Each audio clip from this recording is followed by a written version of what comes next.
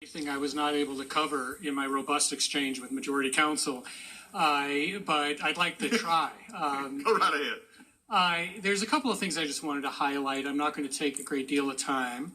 I respect my colleagues. I know all of them, and I consider them friends. And I certainly respect what they have said today.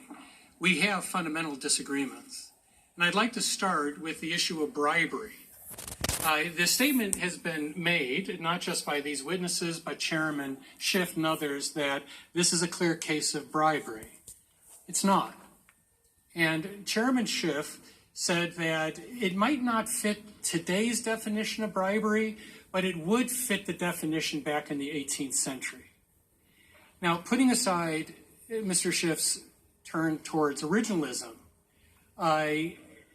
I think that it might come as a relief to him and his supporters that his career will be a short one, that there is not an originalist future in that argument. The bribery theory being put forward is as flawed in the 18th century as it is in this century. The statement that was made by one of my esteemed colleagues is that bribery really wasn't defined until much later. There was no bribery statute, and that is certainly true. But it obviously had a meaning. That's why they put it in this important standard.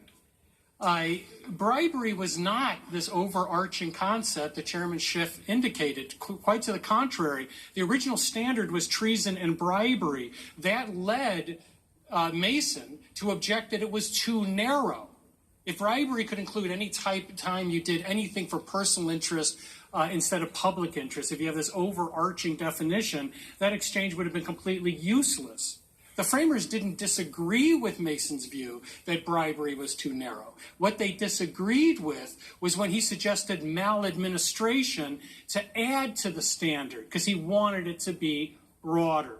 And what James Madison said is that that's too broad. That would essentially create what you might call a vote of no confidence in England. It would basically allow Congress to toss out a president that they did not like. But once again, we're all channeling the intent of the framers, and that's always a dangerous thing to do.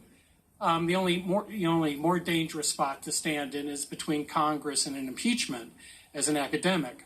But I would offer instead the words of the framers themselves.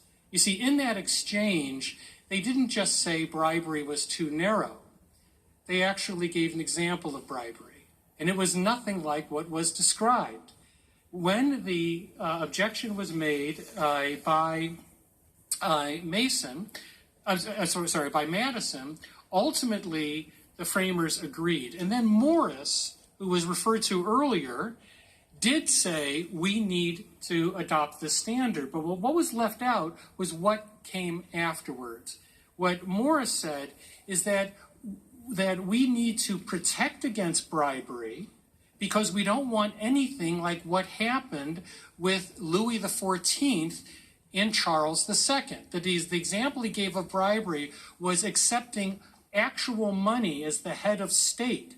So what had happened in that example that Morris gave as his example of bribery was that Louis XIV, who was a bit of a recidivist when it came to bribes, gave Charles II a huge amount of money, as well as other benefits, including apparently a French mistress, in exchange for the secret treaty of Dover of 1670. It also was an exchange for his converting to Catholicism. But that wasn't some broad notion of bribery. It was actually quite narrow.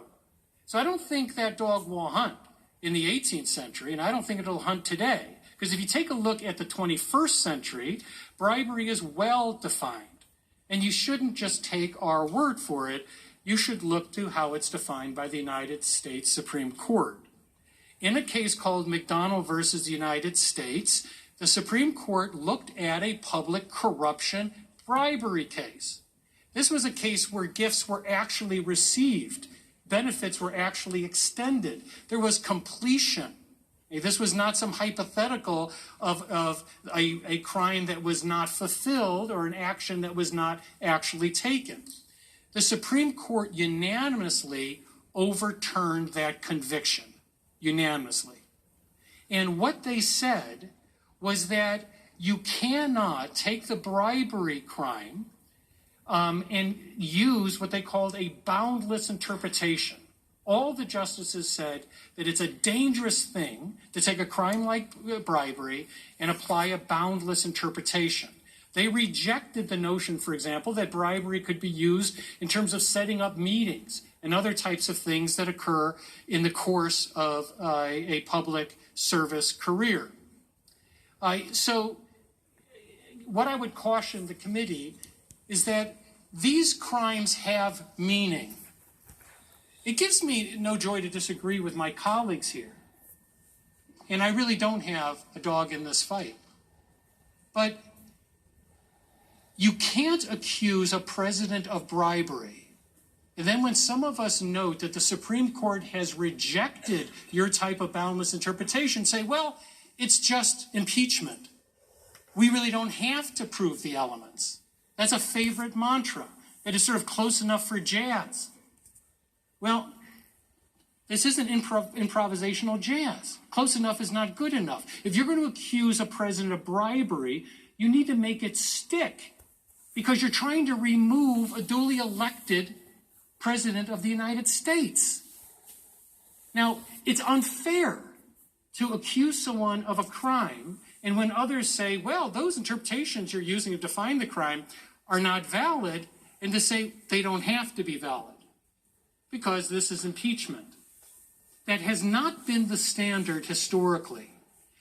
My testimony lays out the criminal allegations in the previous impeachments. Those were not just proven crimes, they were accepted crimes. That is, even the Democrats on the Judiciary Committee agreed that Bill Clinton had committed perjury. That's on the record, and a federal judge later said it was perjury.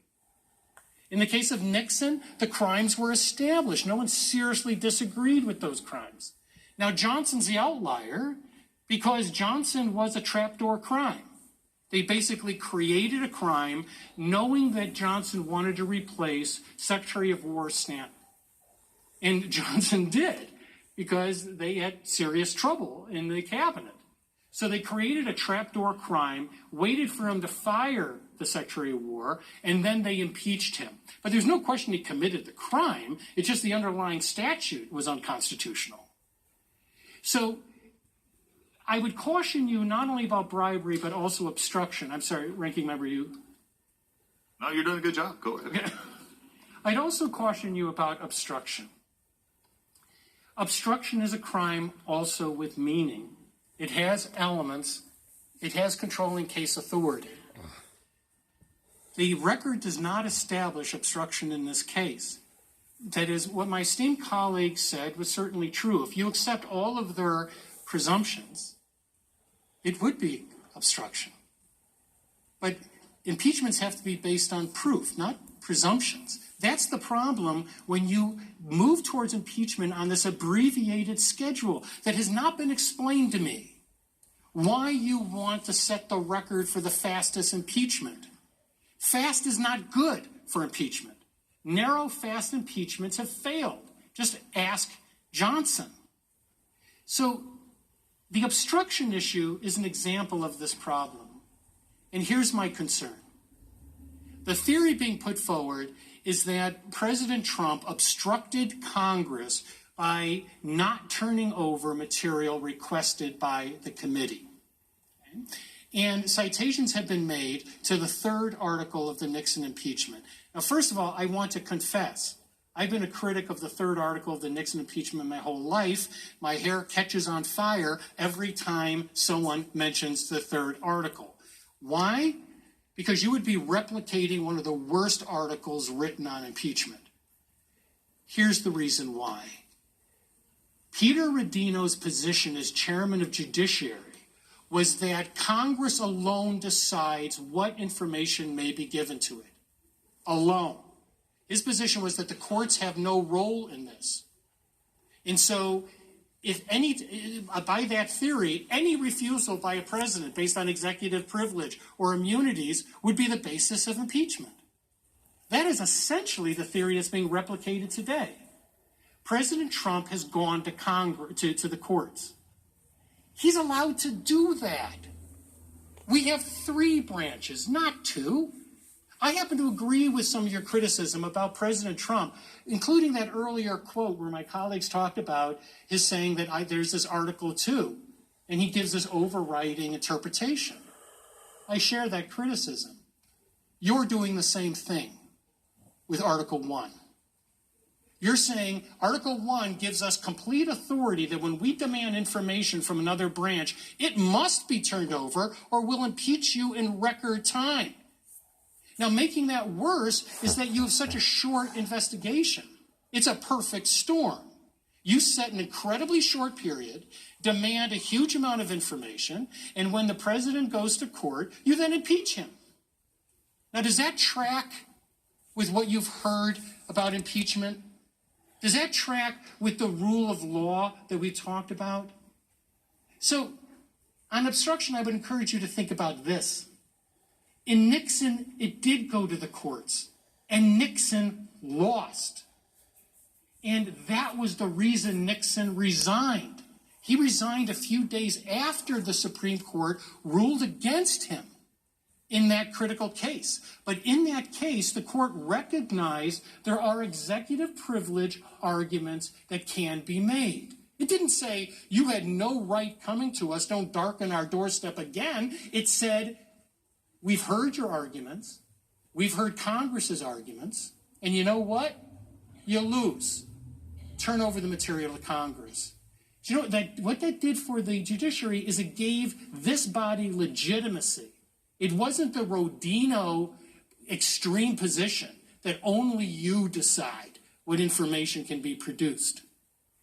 Now, recently, there are some rulings against President Trump, including a ruling involving Don McGahn. Mr. Chairman, I testified in front of you a few months ago, and if you recall, we had an exchange, and I encouraged you to bring those actions. And I said I thought you would win, and you did. And I think it was an important win for this committee because I don't agree with President Trump's argument in that case. But that's an example of what can happen if you actually subpoena witnesses and go to court. Then you have an obstruction case because a court issues an order. And unless they stay that order by a higher court, you have obstruction. But I can't emphasize this enough, and I'll say it just one more time. If you impeach a president, if you make a high crime and misdemeanor out of going to the courts, it is an abuse of power. It's your abuse of power. You're doing precisely what you're criticizing the president for doing. We have a third branch that deals with conflicts of the other 2 branches. And what comes out of there and what you do with it is the very definition of legitimacy. Let's continue on. Let's unpack what you've been talking about. First of all, the McDonald case, how was that decided? Was that a very split court? Were they really torn about that? That case came out how? Yeah, it came out unanimous. So did a couple of the other cases I cite in my testimony, which also refute these criminal theories. One of the things that you said also, and I think could be summed up, and I use it sometimes, just what's the layman's language here, is facts don't matter. And that's what I heard a lot of in the 45 minutes. Well, the facts said this, or the facts are disputed this, but if this, if that, if this, it rises to an impeachment level. And that was sort of what you're saying, that crimes, I think your word was, crimes have meanings. And I think this is the concern that I have. Is there a concern that if we just say that facts don't matter, that we're also, as you've said, abusing our power as we go forward here and actually looking at what people would actually deem as an impeachable offense? I think so. And part of the problem is that to bring a couple of these articles, you have to contradict the position of President Obama. President Obama withheld evidence from Congress in Fast and Furious, an investigation, a rather moronic program that led to the death of a federal agent. President Obama gave a sweeping argument that he was not only not going to give evidence to this body, but that a court had absolutely no role in determining whether he could withhold the evidence. Mr. I have a question on that. Because you brought up Mr. Obama, you brought up other presidents in this process. Is there not an obligation by the office of the president? We'll just use that term, not to be Obama, Trump, Clinton, anyway.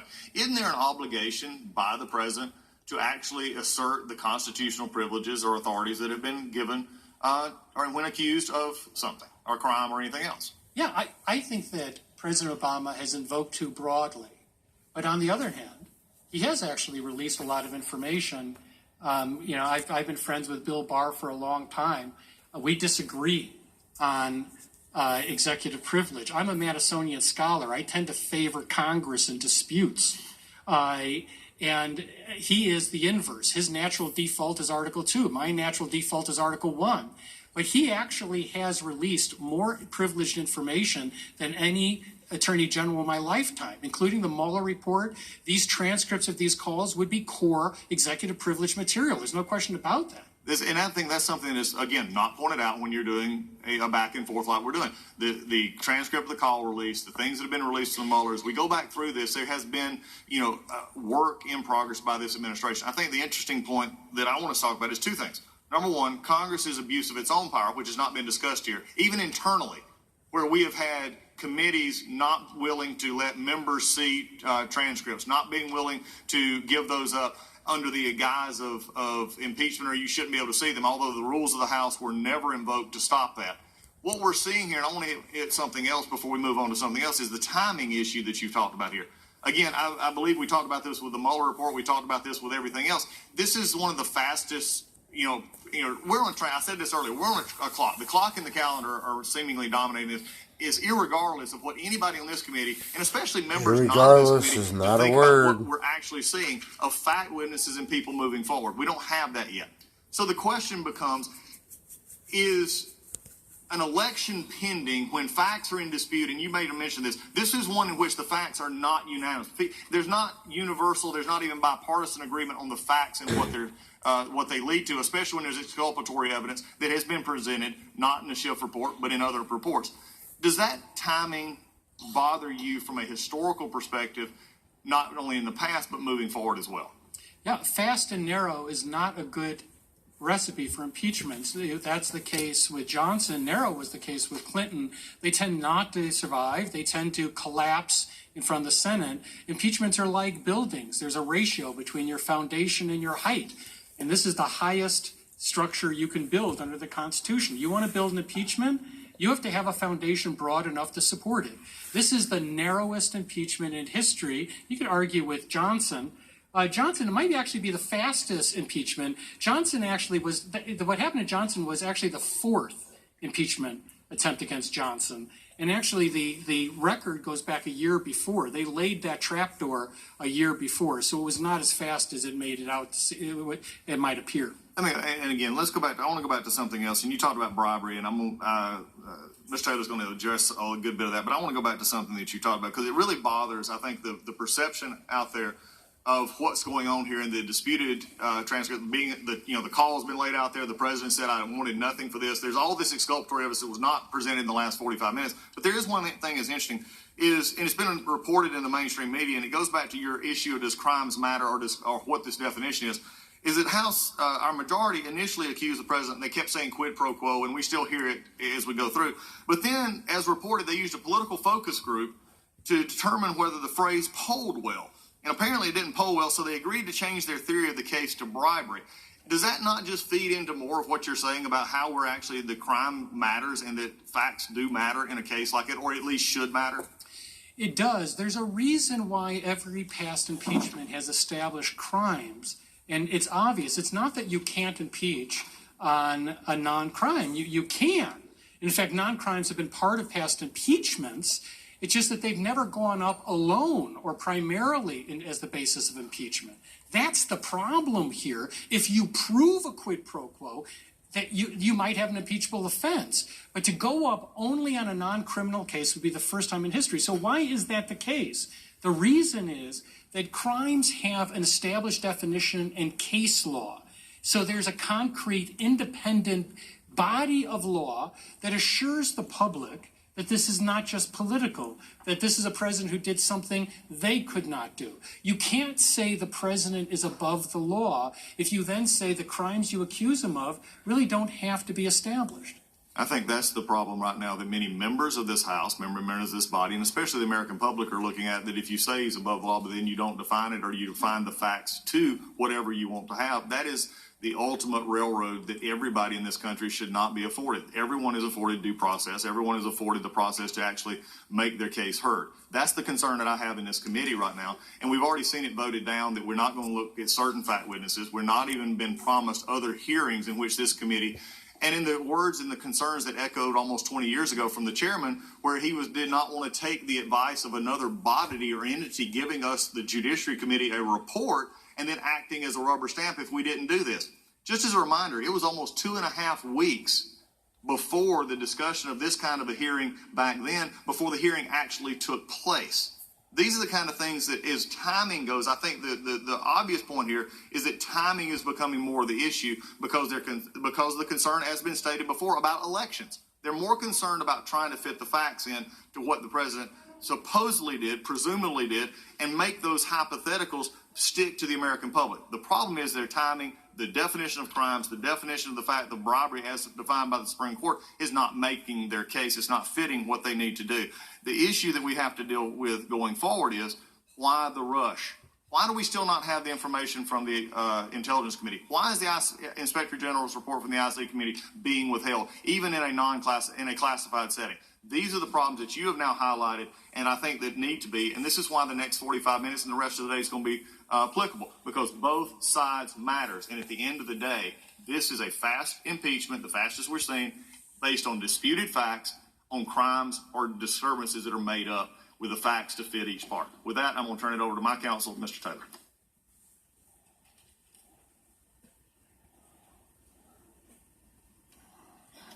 Professor Turley, I'd like to turn to the subject of partisanship as the founders feared it and as it exists today. It's a subject Alexander Hamilton was very concerned about when it came to impeachment. He wrote some prescient words in Federalist Paper number 65.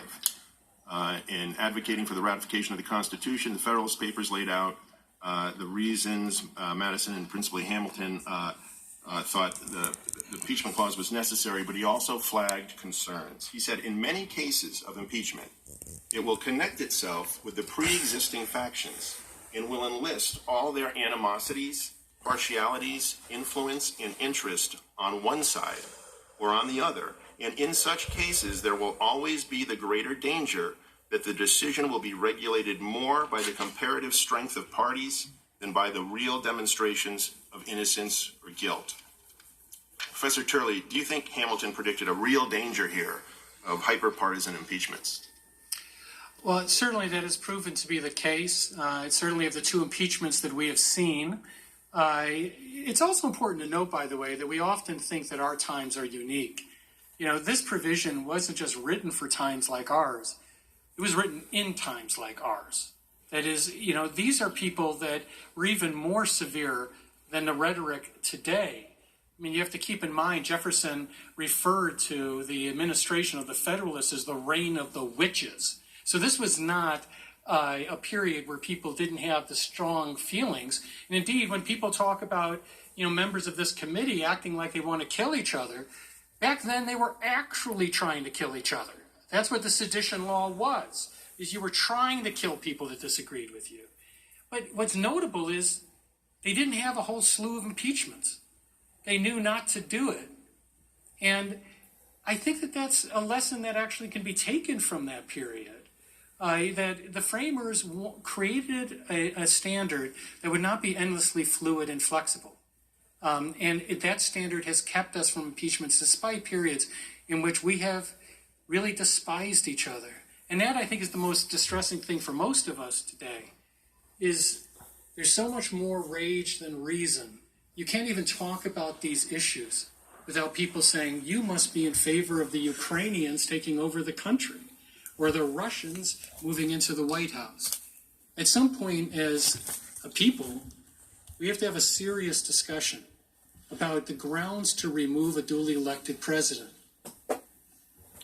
Professor Turley, in your testimony, you've said that when it comes to impeachment, we don't need happy ideological warriors. We need circumspect legal analysis. But let's take a quick look at the deeply partisan landscape on which this particularly partisan impeachment is being waged. I mean, the Democratic leaders pushing Trump's impeachment represent some of the most far-left urban coastal areas of the country. The bar graphs here show counties, and the height of the bars indicate total votes cast, and the color of the bars show the margin of victory for the winner in the 2016 presidential election. As you can see, the parts of the country represented by these Democrat impeachment leaders voted overwhelmingly for Hillary Clinton during the last presidential election. That's something right there. Also, during the 2016 presidential election, lawyer campaign contributions tilted 97% for Clinton, 3% for Trump. And the situation is essentially the same at law schools around the country, including those represented on the panel here today. Now, Professor Turley, I'd like to turn now to the partisan process that defines these impeachment proceedings. This is how the Nixon impeachment effort was described in the bipartisan 1974 staff report. You were talking about the initiation of the impeachment inquiry. It says this action was not partisan. It was supported by the overwhelming majority of both political parties, and it was. Regarding the authorization of the Clinton impeachment inquiry, it was supported by all Republicans and 31 Democrats. Now fast forward to the current impeachment. The House Democrats' Trump impeachment drive was subsequently approved only by Democrats, and indeed it was approved over the opposition of 2 Democrats and all Republicans. Professor Turley, how does this trend comport with how the founders understood impeachment should operate? Well, I believe that the founders certainly had aspirations that we would come together as a people, but they didn't have any delusions. It certainly was not something that they achieved in their own lifetime, although you'd be surprised that some of these framers actually did at the ends of their lives, including Jefferson and Adams, sort of reconcile. Indeed, I think one of the most weighty and significant moments in constitutional history is the one that is rarely discussed, that Adams and Jefferson reached out to each other, that they wanted to reconcile before they died, and they met and they did. And maybe that is something that we can learn from. But I think that the greater thing I would point to is the 7 Republicans in the Johnson impeachment. If I could just read one thing to you, and everyone often talks about one of the senators, but not this one, and that's Lyman Trumbull, who was a fantastic senator. He became a great advocate for civil liberties. You have to understand that most of these senators, when it was said that they jumped into their political graves, it was true. Most of their political careers ended. They knew they would end because of the animosity of the period. Trumbull said the following. He said, once this set the example of impeaching a president for what, when the excitement of the hour shall have subsided, will be regarded as insufficient causes, no future president will be safe who happens to differ from the majority of the House and 2/3 of the Senate. He said, I tremble for the future of my country. I cannot be an instrument to produce such a result, and at the hazard of the ties, even of friendship and affection, till calmer times shall do justice to my motives, no alternatives are left to me. And he proceeded to give the vote that ended his career. You can't wait for calmer times. The time for you is now. And I would say that what Trumbull said has even more bearing today, because I believe that this is much like the Johnson impeachment. It's manufactured until you build a record. I'm not saying you can't build a record, but you can't do it like this. And you can't impeach a president like this. Now, Professor Turley, there's a recent book on impeachment by Harvard Law professor Lawrence Tribe and Joshua Matz that discusses what they consider to be a legitimate impeachment process. The book is pretty anti-Trump. It's called To End a Presidency. And in that book, the authors state the following.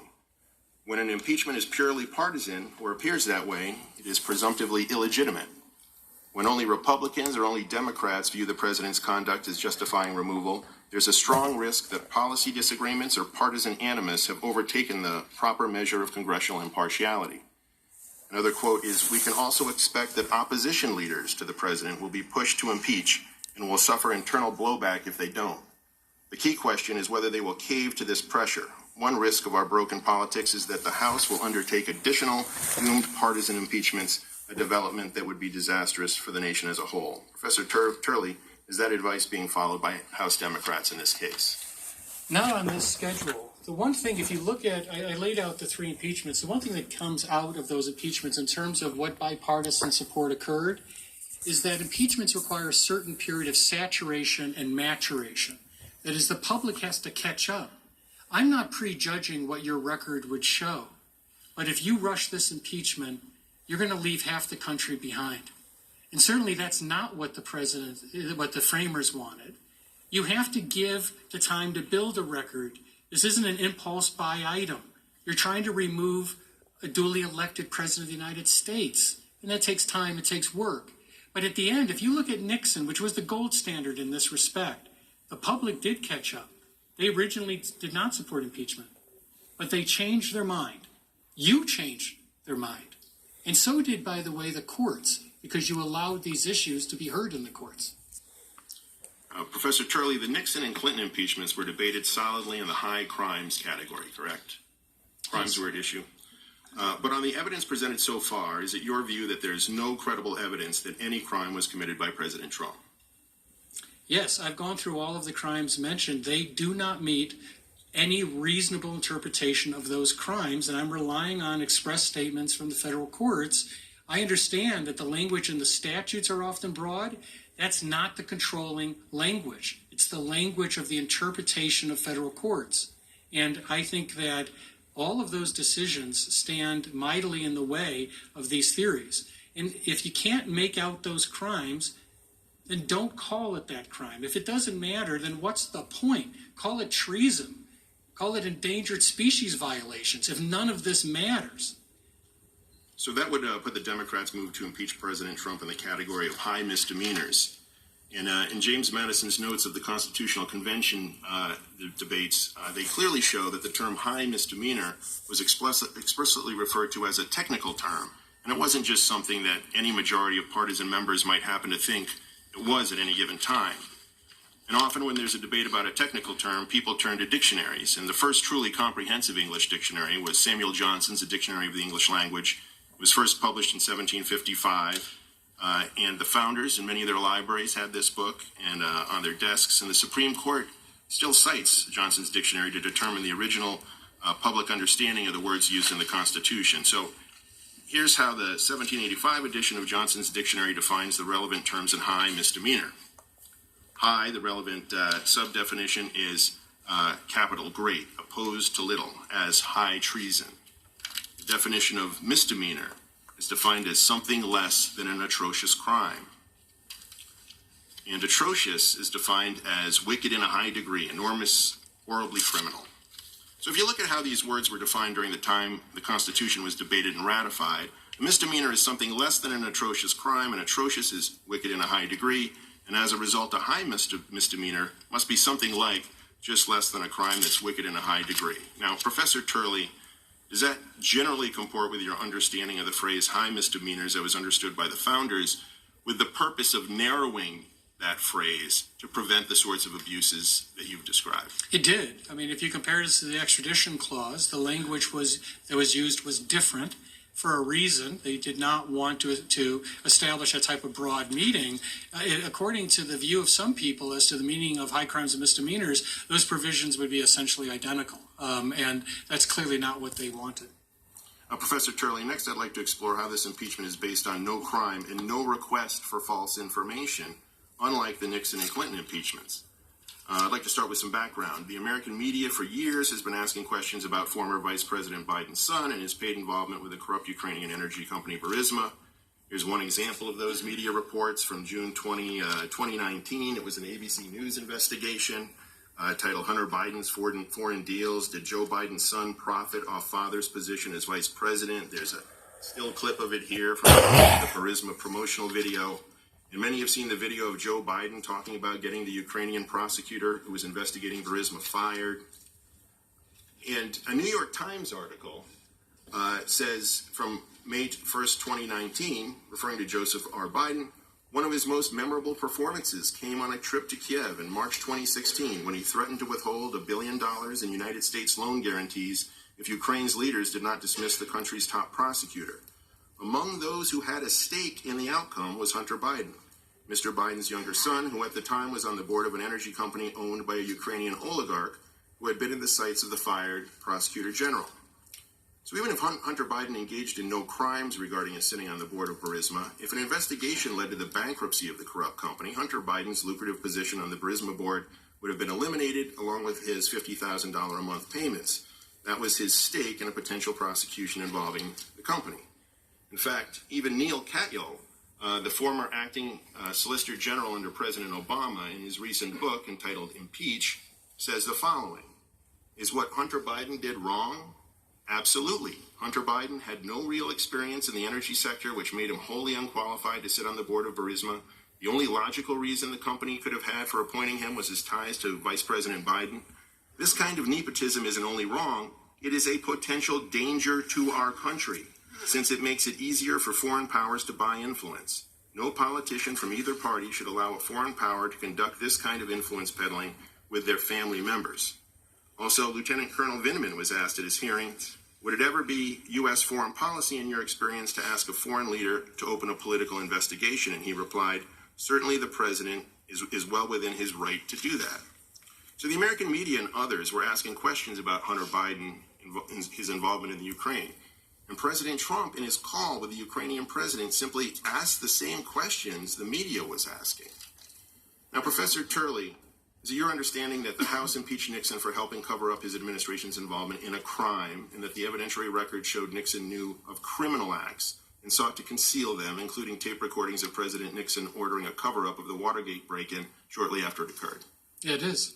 And is it also your understanding that the House impeached Clinton for the crime of lying under oath to deny a woman suing him for sexual harassment evidence she was legally entitled to? That's correct. So there were requests for false information in both the Nixon and Clinton scandals by the president's aides or associates or by the president himself, correct? Yes. But there are no words in the four corners of the transcript of President Trump's call that show a request for false information, are there? No, and that's one of the reasons why, if you want to establish the opposing view, you have to investigate this further.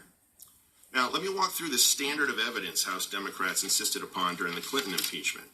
The minority views in the Clinton impeachment report were signed by, among others, current Senate Minority Leader Schumer and current House Judiciary Committee Chairman Nadler. And they say that one of the professors who testified, quote, has meticulously documented how in the Nixon inquiry, everyone agreed, the majority, the minority, and the president's counsel, that the standard of proof for the committee and the House was clear and convincing evidence.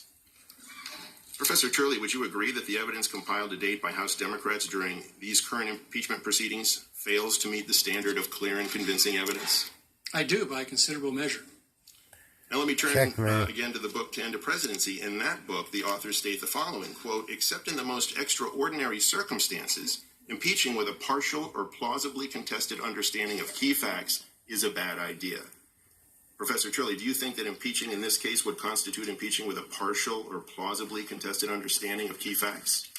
I think that that's clear because this is one of the thinnest records ever to go forward on impeachment. I mean, the Johnson record, once again, we can debate because that was the fourth attempt at an impeachment. But this is certainly the thinnest of a modern record. If you take a look at the size of the record of Clinton and Nixon, they were massive in comparison to this, which is almost wafer thin in comparison.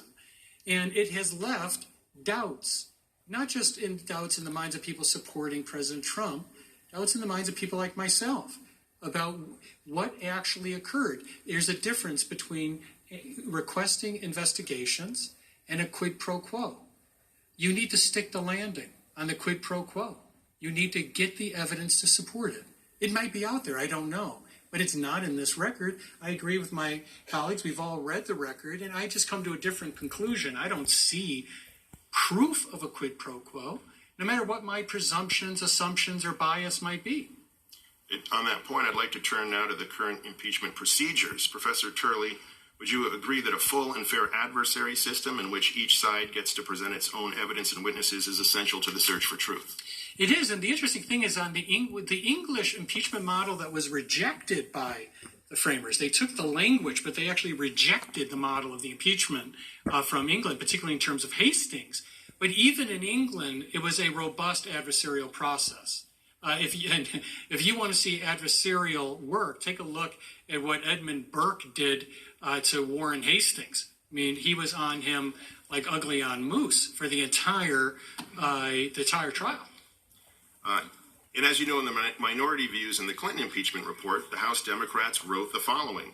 We believe it is incumbent upon the committee to provide these basic protections. As Representative Barbara Jordan observed during the Watergate inquiry, impeachment not only mandates due process, but due process quadrupled. The same minority views also support the right to cross-examination in a variety of contexts in the Clinton example. Now, Professor Turley, you describe how Monica Lewinsky wasn't allowed to be called as a witness in the Senate impeachment trial. And after her original testimony, she revealed how she had been told to lie about her relationship with President Clinton by his close associates. It's a cautionary tale about the dangers of denying key witnesses. Can you elaborate on that? Yeah, the only reason I mentioned that is that was in the portion of my testimony dealing with how you structure these impeachments. What happened during the Clinton impeachment, and it came up during the hearing that we had previously, was a question of how much the House had to do in terms of Clinton impeachment, because you had this robust record created by the independent counsel, and they had a lot of testimony, videotapes, etc. So the House basically incorporated that, and the assumption was that those witnesses would be called at the Senate. But there was a failure at the Senate. The rules that were applied, in my view, were not fair. They restricted witnesses to only 3. And that's why I brought up the Lewinsky matter. About a year ago, Monica Lewinsky revealed that she had been told that if she signed that affidavit that we now know is untrue, that she would not be called as a witness. If you had actually called live witnesses, that type of information would have been part of the record. Thank you. Mr. Chairman, I yield back. The gentleman yields back. I note that this is the moment in which the White House would have had an opportunity to question the witnesses, but they declined our invitation. So we will now proceed to questions under the 5-minute rule. I yield myself 5 minutes for the purpose of questioning the witnesses. Professor Feldman, would you respond to Professor Turley's comments about bribery, especially about the relevance of the elements of criminal bribery? Yes. Bribery had a clear meaning to the framers. It was when the president, using the power of his office, solicits or receives something of personal value from someone affected by his official powers. And I want to be very clear. The Constitution is law. The Constitution is the supreme law of the land. So, of course, Professor Turley is right. You wouldn't want to impeach someone who didn't violate the law. But the Constitution, the supreme law of the land, specifies bribery as a ground of impeachment, as it specifies other high crimes and misdemeanors.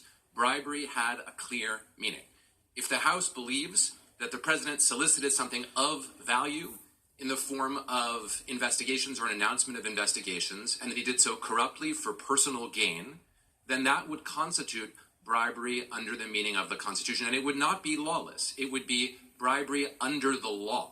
So the Supreme Court case in McDonald interpreted Is he Mr. Penguin or the Goblin decisions now? interpreting the statutes would not be relevant.